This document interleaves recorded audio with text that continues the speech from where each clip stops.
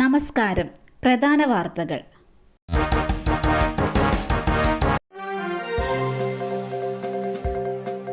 ഡൽഹി കലാപക്കേസ് ഉമർ ഖാലിദിന്റെ ജാമ്യാപേക്ഷയിൽ വിധി ഇന്ന്.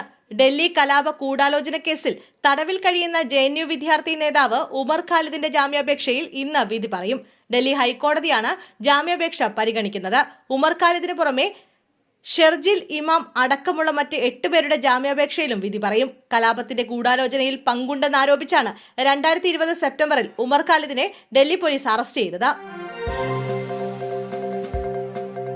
നെഹ്റു ട്രോഫി വള്ളംകളി 2ാം സ്ഥാനക്കാരെ പ്രഖ്യാപിച്ചില്ല. പ്രതിഷേധം. 71ാമത് നെഹ്റു ട്രോഫി വള്ളംകളിയിൽ 2ാം സ്ഥാനത്തേക്കുള്ള ഫലപ്രഖ്യാപനം തടഞ്ഞതിൽ പരാതി.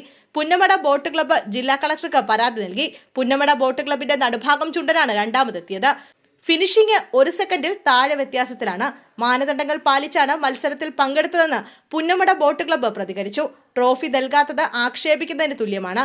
ഫൈനലിന് മുമ്പ് ചീഫ് ഒബ്സർവർ പരിശോധന നടത്തിയിരുന്നു. വ്യാജ പരാതിയുടെ പേരിൽ ട്രോഫി തടഞ്ഞു വെക്കരുതെന്നും പുന്നമട ബോട്ട് ക്ലബ്ബ് ആവശ്യപ്പെട്ടു. പുന്നമട ബോട്ട് ക്ലബ്ബ് അനധികൃതമായി ഇതര സംസ്ഥാനത്തെ തുഴച്ചിലുകാരെ തിരികെ കയറ്റിയെന്നായിരുന്നു പരാതി.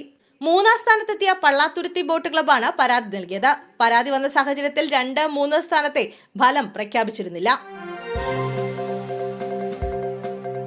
നെയ്യാറിൽ മകന്റെ ഇടിയേറ്റ് അച്ഛൻ മരിച്ചു. നെയ്യാർ ഡാം പോലീസ് സ്റ്റേഷൻ പരിധിയിൽ കുറ്റിച്ചിലാണ് സംഭവം. മദ്യലഹരിയിലായിരുന്ന മകൻ നിഷാദ് അച്ഛൻ രവിയുടെ നെഞ്ചിലിടിക്കുകയായിരുന്നു. നെഞ്ചിൽ ഇടിയേറ്റ് വീണ രവിയെ ആശുപത്രിയിൽ എത്തിച്ചെങ്കിലും രക്ഷിക്കാനായില്ല. കുറ്റിച്ചൽ സ്വദേശിയാണ് 65-കാരനായ രവി. മദ്യപിച്ച് വീട്ടിലെത്തി ബഹളം വെച്ചതിനെ ചോദ്യം ചെയ്തതിനാണ് നിഷാദ് പിതാവിനെ ആക്രമിച്ചത്. നിഷാദിനെ പോലീസ് പിടികൂടിയിട്ടുണ്ട്. സ്വകാര്യ ആശുപത്രിയിലെ ഡ്രൈവറാണ് നിഷാദ്. 17-കാരനൊപ്പം നാടുവിട്ട യുവതിയെ പോലീസ് അറസ്റ്റ് ചെയ്തു. പള്ളിപ്പുറം സ്വദേശിനി സനൂഷിയാണ് അറസ്റ്റിലായത്. 17-കാരന്റെ വീട്ടുകാരുടെ പരാതിയുടെ അടിസ്ഥാനത്തിൽ ചേർത്തല പോലീസ് നടത്തിയ അന്വേഷണത്തിനൊടുവിലാണ് യുവതി കുടുങ്ങിയത്. കൊല്ലൂരിൽ നിന്നാണ് യുവതിയെ പോലീസ് പിടികൂടിയത്. 2 ദിവസം മുമ്പാണ് യുവതി വിദ്യാർത്ഥിക്കൊപ്പം നാടുവിട്ടത്. 17-കാരനെ കാണാനില്ലെന്ന് കാട്ടി ബന്ധുക്കൾ കുത്തിയോട് പോലീസിൽ പരാതി നൽകി. യുവതിയെ കാണാനില്ലെന്ന് കാട്ടി ഇവരുടെ ബന്ധുക്കൾ ചേർത്തല പോലീസിലും പരാതി നൽകിയിരുന്നു. ഫോൺ ഉപയോഗിക്കാതെയായിരുന്നു യുവതിയുടെ യാത്ര എന്നതിനാൽ ഇവരെക്കുറിച്ചുള്ള വിവരങ്ങൾ പോലീസിന് ലഭിച്ചിരുന്നില്ല. ഇതിനിടെ യുവതി ബന്ധുവിന് വാട്സ്ആപ്പ് സന്ദേശം അയച്ചു.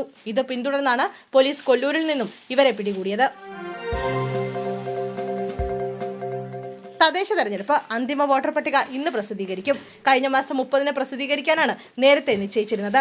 പട്ടികയിൽ പേര് ചേർക്കാനും തിരുത്തലുകൾ വരുത്താനും അപേക്ഷിച്ചവരുടെ ഹിയറിംഗിനായി 29 വരെ സമയം നൽകിയ സാഹചര്യത്തിലാണ് പ്രസിദ്ധീകരണ തീയതി നീട്ടിയത്.